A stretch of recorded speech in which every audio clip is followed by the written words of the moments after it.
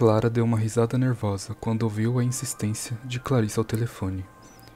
Eles fazem questão de que você vá. Querem que você conheça o sítio mal-assombrado. Mas você tem certeza de que vai ter lugar para todo mundo? Indagou. Sabia que Clarice iria com os 2 filhos. Ela mesma teria de levar seu menino, pois o ex-marido estaria viajando no fim de semana, contando com os donos do sítio e mais um casal convidado que ia com os filhos adolescentes. Seria ao todo 10 pessoas. Talvez fosse melhor nós irmos num fim de semana em que eles não tenham outros convidados, argumentou. Não seja boba, Clara. Tem lugar sim, senão eles não teriam insistido tanto. Não adianta vir com desculpas. O que há? Está com medo? Claro que não. Você sabe muito bem que eu não acredito nessas coisas, retrucou. Não era medo. Sentia uma inquietação, sim. Estava inquieta, tinha de admitir. Como se pressentisse a aproximação de um perigo. Mas sabia que isso era uma bobagem. O que poderia haver, afinal? Seu filho Pedro, de 7 anos, estava louco para ir. E ela própria ficara curiosa com as histórias de fantasmas. Vinha ouvindo as tais histórias havia meses, desde que conhecera Clarice. Os olhos castanhos da amiga brilhavam de excitação quando ela a contava. Clarice? Era engraçado pensar que só a conhecia havia quantos meses? Junho, julho, agosto, setembro... 4. Só 4 meses. Sentia como se fosse amiga de infância. As crianças também. Pedro e os 2 meninos se entendiam e desentendiam como irmãos. E de certa forma o eram. Pelo menos Pedro e Paulo. Os 2, o filho de Clara e o filho mais novo de Clarice, haviam nascido na mesma época, com uma diferença de apenas 2 dias. Nada demais, não fosse por um detalhe descoberto por acaso. Um dia em que Clarice aparecera com a certidão de nascimento de Paulo, as duas viram com grande surpresa que o nome de testemunha do documento era do ex-marido de Clara, pai de Pedrinho. Como é de praxe em cartórios, os pais que estão na fila do registro assinam como testemunhas dos outros. A coincidência engraçada era que os ex-maridos de Clara e Clarice tivessem ido ao mesmo cartório, no mesmo dia e na mesma hora para registrar os filhos, 7 anos antes de elas duas se conhecerem. Clara sorri, lembrando do espanto de Clarice ao fazer a descoberta. Sempre tão engraçada, tão alegre, Clarice prendia a atenção de todos onde chegava. Era uma mulher bonita, de cabelos muito negros, pele morena, aveludada como a superfície de um pêssego, olhos de um castanho líquido que parecia a todo momento umedecer seus longos cílios. Uma pessoa tão doce, pena que se metesse em tantas loucuras. A própria Clarice lhe contava suas aventuras, suas noites de bebedeira e drogas, a sucessão interminável de namorados, como se quisesse se vingar dos 10 anos de casamento que tanto a havia atormentado. Errava pelos bares à noite, em companhia de pessoas que pareciam dispostas apenas a sugá-la, aproveitando-se de sua bondade, gravitando em torno dela como vampiros sedentos. Bebia demais e quanto mais se misturava àquela gente, mais compulsiva se tornava. Drogava-se com frequência, às vezes mesmo subindo o morro com os companheiros de noitada, em busca de droga. Clara temia por ela, pelas crianças. Procurava dar-lhe conselhos, mas de nada adiantava. Havia nela, naquela mulher tão delicada, uma poderosa sede de autodestruição, que a subjugava. Dono do sítio, mal assombrado, era talvez um dos poucos de seu círculo de amigos, além da própria Clara, que não vivia metida em loucuras. O sítio mal assombrado. E afinal conhecê-lo. Clarice falava tanto nele. Clara não podia negar que estava curiosa. Outro dia, num jantar em casa de amigos comuns, o sítio mal assombrado fora o assunto da noite. Clara lembrava-se bem. Todos falavam com naturalidade dos fantasmas, parecendo mesmo divertir-se com a situação. Ninguém tinha medo. Clara tampouco. Na verdade, ouvia aquilo com grande dose de incredulidade, mas sentira uma sensação desagradável ao ouvir dos donos do sítio a explicação para tanta assombração. Segundo eles, o antigo dono do lugar se suicidara lá, enforcando-se junto a uma bela cachoeira existente dentro da propriedade. Clara arrepiava-se ao ouvir aquilo. Tinha horror e enforcamentos.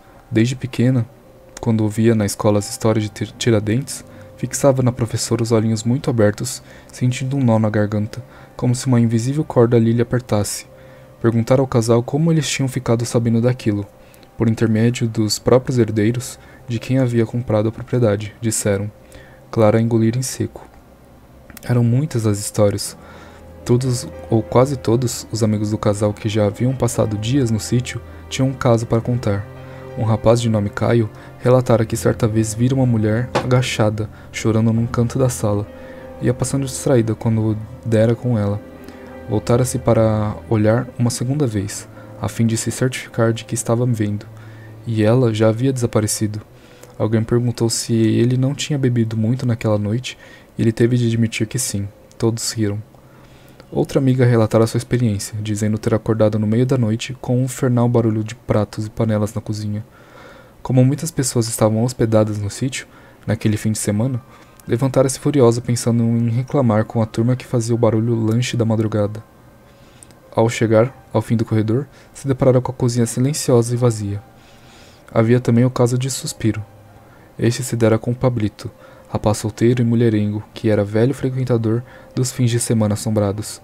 Na ocasião, ainda se vangloriava de ser um dos poucos que jamais tinham visto uma alma penada na casa.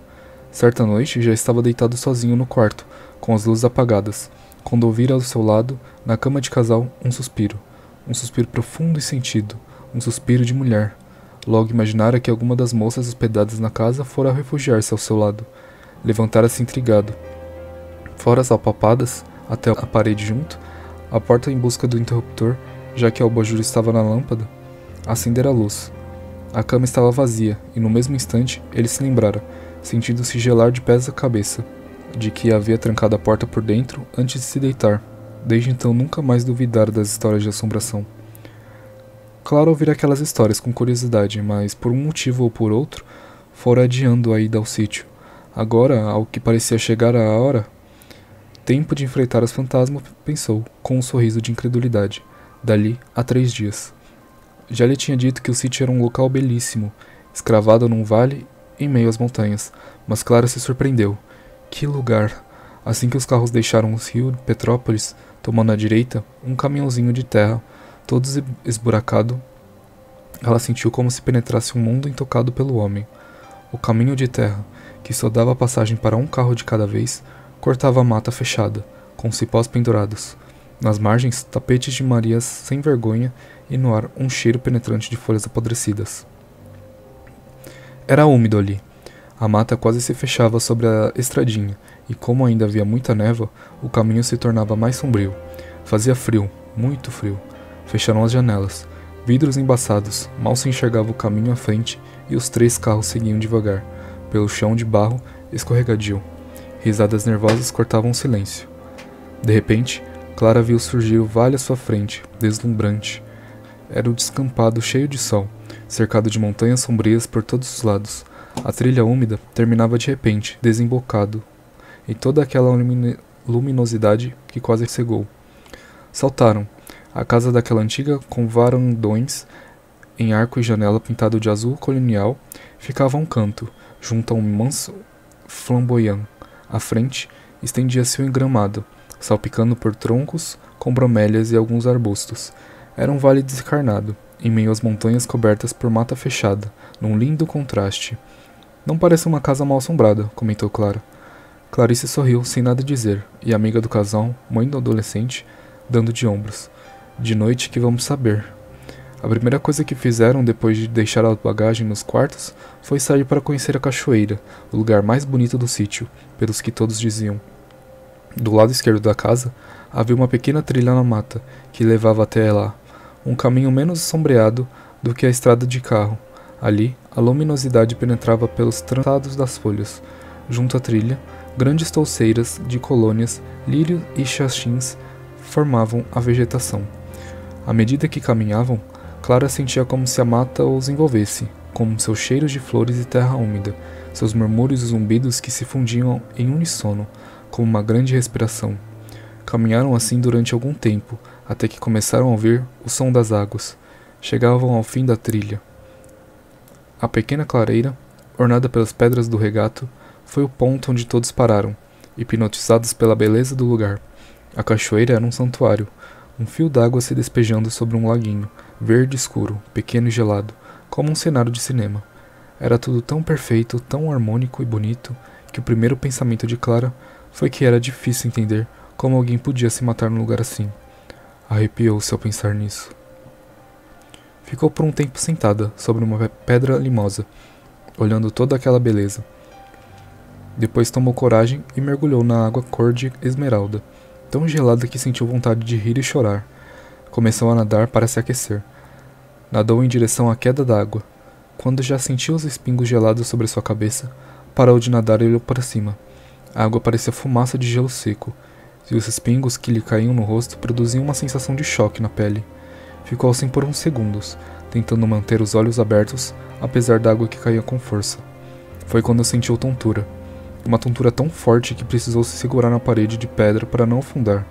Agarrou-se a ela, respirando fundo, os olhos arregalados com a sensação de que ia desmaiar. Procurou acalmar-se, sabia que não havia perigo, já que estava passando. E depois todos estavam ali, nada de mal lhe poderia acontecer. Com o coração batendo forte, nadou de volta para a parte rasa. Chegou ofegante. Está fora de forma, hein? Brincou alguém. Clara deu um sorriso sem graça. Foi o frio. Quando a água ia ficando cada vez mais gelada e as crianças já começavam a reclamar de fome, decidiram que era hora de voltar. Tomaram outra vez a trilha estreita, um atrás do outro, por entre as árvores. Clarice ia bem à frente da Clara, sempre brigando com o filho, Paulo, que ameaçava embrenhar-se no mato a cada instante. De repente, Clara sentiu o cheiro, um cheiro doce e inconfundível de caju. Caju maduro, já meio pisado, quando dele escorre líquido, fazendo juntar mosquitos. Cheiro forte e gostoso, quente, que destoava da paisagem fria da montanha. Que engraçado, que cheiro de caju, disse Clarice. Disse para Clarice à sua frente. Ouviu com nitidez a resposta dela, embora Clarice não chegasse a se virar para trás. É ele. Ele gostava muito de cajus. Clara bateu no ombro da amiga. Ele quem? Clarice virou e olhou-se para ela. O quê? De quem você está falando? Insistiu Clara. Clarice franziu a testa com um ar debochado. Ficou maluca, é? Do que você está falando? Eu estava falando sobre o cheiro de caju, e você respondeu alguma coisa sobre alguém que gosta de cajus. Clarice olhou para ela espantada. Eu? Eu não abri a boca, disse. E depois de uma pausa. E além do mais, com o frio que faz nessas montanhas, não sei como você pode estar sentindo o cheiro de caju. Um pé de caju aqui morreria congelado. A noite chegou muito fria, mas nada assombrada. Clara sorriu ao pensar nisso. Estivera inquieta todo dia por causa dos acontecimentos estranhos na cachoeira, mas já quase se recuperara. A tonteira, claro, fora consequência do frio, ou estômago vazio, talvez. E o comentário de Clarice, bem, com certeza se enganara, ouvir errado, ou talvez fosse molecagem da Clarice, para testar seu medo. Sorriu, respirou fundo, precisava livrar-se daquele aperto no peito. O lugar era tão bonito, tudo tão agradável, não havia razão para se sentir inquieta. Assim que a noite caiu completamente, todos foram à varanda olhar o céu. Um céu de planetário, fundo negro e estrelas. Estrelas, estrelas, como se é possível ver num lugar assim. E em torno das montanhas, só sombras imensas, silenciosas. Nenhum ponto de luz na mata, nada, nenhum vestígio do ser humano. Depois do jantar, aquecidos por vários copos de vinho tinto, foram todos lá para fora.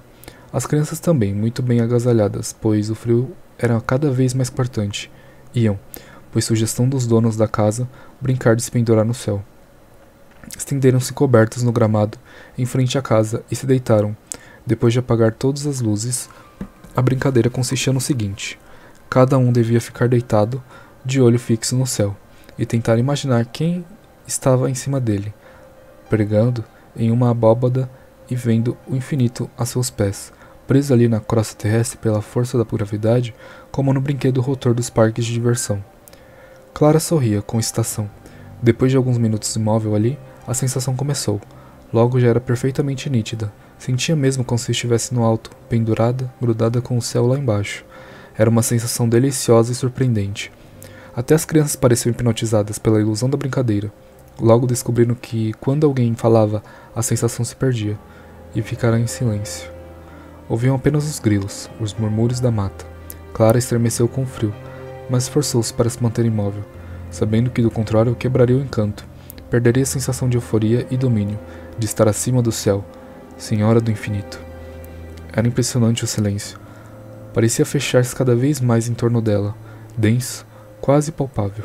Ouvia os zumbidos da mata mais e mais fortes, de modo como uma respiração como lhe parecera na cachoeira. Talvez de repente a sensação de estar só ali, apenas ela e as estrelas na noite silenciosa, e ao redor e a mata, com um zumbido que crescia como se a espreitasse. Abriu muitos olhos, assaltada por um medo súbito, a nítida impressão de que ia cair. A vertigem, outra vez. Isso não pode acontecer agora. Não agora que está ali sozinha, pendurada na crosta da terra. Se não se agarrar com força, vai se desgrudar e despencar no infinito. Não! Senta-se assustada. Todos se levantam e olham para ela. Ah, você estragou a brincadeira, reclama uma das crianças. Clara se desculpa. Acho que cochilei e tive um pesadelo. Pouco depois entraram. O frio já se tornara insuportável. Comentam a beleza do espetáculo, excitados ainda como um menino saindo de um circo. Apenas Clara está quieta. Acendem as luzes, ao contragosto, com a pena de macular com sua presença humana aquela noite primitiva e bela. Depois sentam-se ao redor da mesa tosca, para jogar buraco. O frio os fez beber sem parar, sorvendo em grandes goles o vinho tinto de garrafão, acre e rasgante. As crianças se divertem assando na lareira batatas doces envoltas em papel laminado, que depois comem com melado entre gritinhos e sopros. O tempo passa, o jogo de buraco se arrasta, entre bocejos e esfregar de olhos vermelhos. Logo as crianças começam a cochilar nos sofás, ao redor da lareira. No silêncio, ouve-se o crepitar de lenha, enquanto as chamas fazem dançar as sombras projetadas na parede. O velho cuco de madeira faz seu tic-tac seco, em meio ao lento arrastar das correntes que sustentam os pesos do relógio. Súbito, ouvem passos lá fora. Passos de alguém correndo em volta da casa, passadas rápidas e pesadas no cimento do passeio que circunda a construção. Entreolham-se, sem dizer nada. Clara franze o rosto.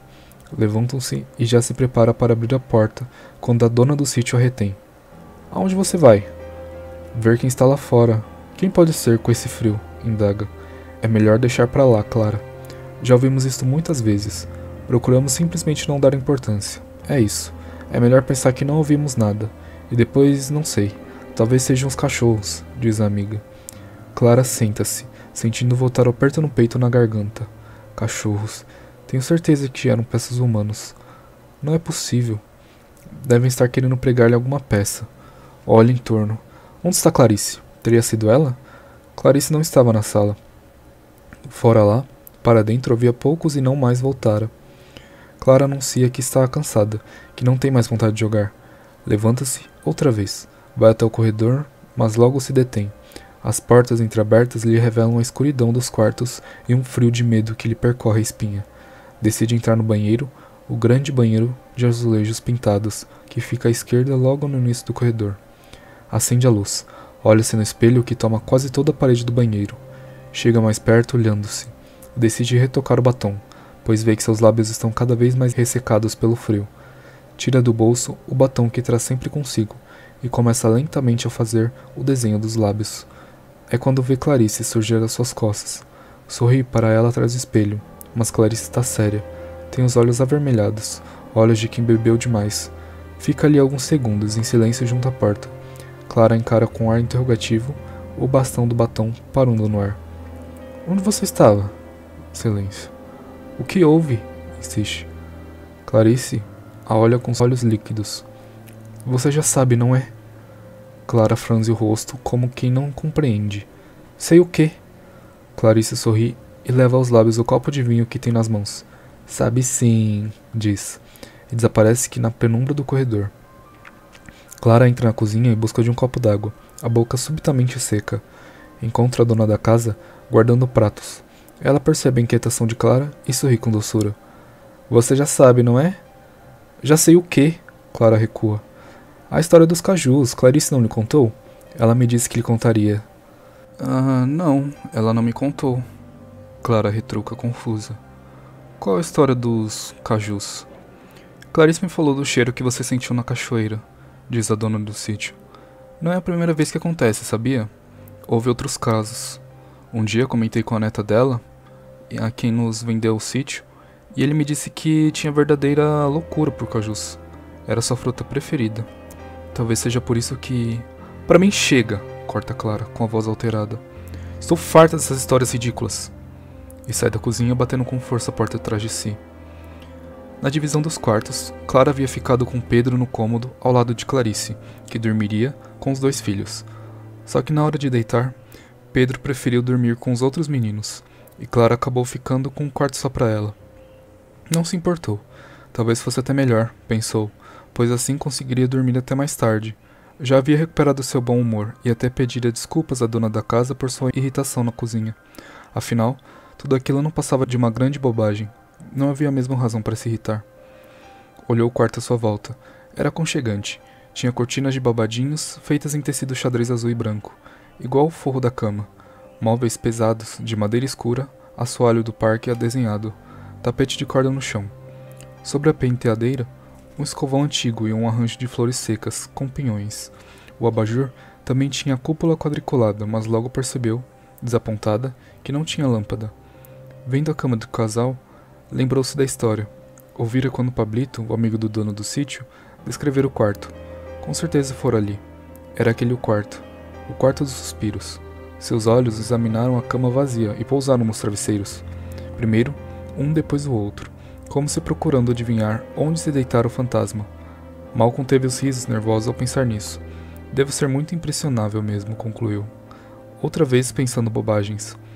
Ele encolheu os ombros e voltou a concentrar-se no abajur sem lâmpada, sem dúvida, sobre se valeria a pena ler com a luz de cima e depois ser obrigado a levantar-se para apagá-la. Decidiu afinal que não leria. Estava com tanto sono que não conseguiria ler mais do que 2 páginas do livro. Encostou-se à porta, apagou a luz e deitou-se. Logo seus olhos acostumaram-se à escuridão e ela percebeu a luminosidade que penetrava pela fresta embaixo da porta. Era a luzinha vermelha que a dona do sítio deixava acesa no corredor, para que as pessoas não se perdessem a caminho do banheiro. Sentiu um doce torpor envolvê-la. Vertigem? Suave vertigem de sono, enredando-a a pouco, como um novelo de lã, macio e quente. Bruma névoa. Vertigem. Suave vertigem de sonho, enredando-a pouco como uma novela de lã macio e quente.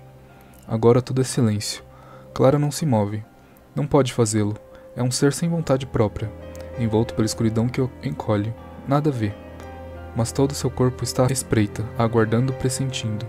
Súbito, o silêncio é rompido por um rangido de porta, e Clara sente seu corpo ser golpeado pelo sopro do ar frio. Está chegando. Seu coração para ao perceber a aproximação da presença assombrada. Ouve os passos imateriais, murmúrios, suspiros. Continua imóvel, como se a noite as traçasse. De repente, sente o toque das mãos, primeiro em seu rosto, depois descendo lentamente pelo pescoço pelos ombros. Nos vapores da noite, o hálito espectral se aproxima, buscando-a. Continua inerte. É um som estranho, feito apenas do tato e cheiro. Arrepia-se, estremece. Pensa que é preciso abrir os olhos e encarar a presença assombrada, mas não o faz. Apenas se mantém à espera, imóvel e silenciosa, para que ela a possua, envolvendo-a no ectoplasma daquele amor proibido. Assombração, fantasma, espectro, fino tecido translúcido vindo de outro mundo, emergindo das sombras, para tomá-la. Tremendo de pavor e desejo, Clara se entrega. Está agora presa na teia mágica dos longos fios, cabelos de seda com cheiro de almiscar que a encobrem e rodeiam, formando a doce tenda que abrigará o beijo final. Sim, o beijo. Lábios carnudos e molhados que tocam seus primeiros suavemente, depois com mais e mais ardor, molhando, sugando, buscando, explorando-lhe a boca, sorvendo-lhe a língua, bebendo-lhe a saliva com louca paixão. O beijo vai agora tomando posse de todo seu corpo. Sangue suga que a percorre inteira, vencendo as formas, subjugando a matéria, acendendo-lhe com seu sopro imaterial o fogo do mais louco desejo. Cada parte de seu corpo é uma cidadela que cai ante a fúria daquele beijo úmido e quente que transforma tudo por onde passa em chama acesa. Seus seios se entregam e mal são tomados, já seu ventre se arqueia na busca do contato com aqueles lábios que a devoram como animais selvagens. Logo toda ela é uma flor que se abre para revelar seu mais secreto perfume. Essência da fenda misteriosa onde o beijo vai penetrar para sorver-lhe a alma. Aroma, nectar, pólen, mágicas poções do amor, todas as delícias que ali se escondem já não são suas, perderam-se na morna mistura de saliva que lhe inundou o ventre, torrente caudalosa que arrebata, arrastando-a por mares e rios, arrancando as folhas da margem, tomando tudo, tudo dominando, para atirá-la no louco redemoinho do prazer, vertigem que a faz cair no infinito, tendo os céus a seus pés, como ele mergulhasse num sonho dentro de um sonho. Não, não está sonhando. Clara sabe que já não precisa fugir, que é tudo real, e no entanto o medo acessou. Já não sente pavor ou inquietação. O cheiro doce do prazer impregnou o ar com suas essências eternas, que através dos séculos encharcam o leitor do amante. Clara abre os olhos. Em meio à penumbra rosada que penetra pela porta entreaberta, ela vê o brilho dos olhos derramando-se liquefeitos, olhos vermelhos como vermelha é a luz que envolve. Olhos de Clarice. Sim, Clara sabe que não foi um sonho, sabe que está presa na teia daquele amor de mulher, doce e proibido. Pressentiram há tempos, lutara contra ele, fingira não vê-lo, mas agora já não pode fugir. Está frente a frente com sua assombração.